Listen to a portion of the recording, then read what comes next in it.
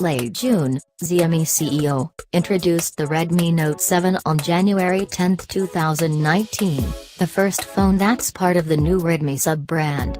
The phone has a 48MP camera with Samsung ISOCELL Bright GM1 sensor, Snapdragon 660 chipset, massive screen and battery, while costing just $150. The 6.3-inch LCD comes with a water drop notch for the selfie camera and Gorilla Glass on top. The resolution is Full HD+, and Redmi quotes a screen-to-body ratio of 84%. The Qualcomm chipset might be a bit old, but it's still plenty fast and its CPU runs at 2.2 GHz.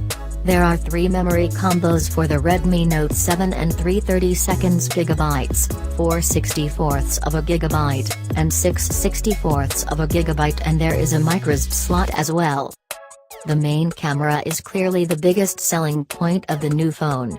Its native resolution is 48MP, but due to its quad-layer filter it's better used for outputting 12MP images with large 1.6 pixels and real-time HDR. There is a secondary 5MP shooter for AI purposes and portrait mode.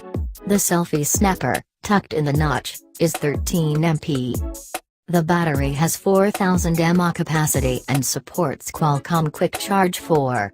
The Redmi Note 7 has a USB-C port and comes with a regular 5V/2A charger in the box, but you can add a fast charging block in your package.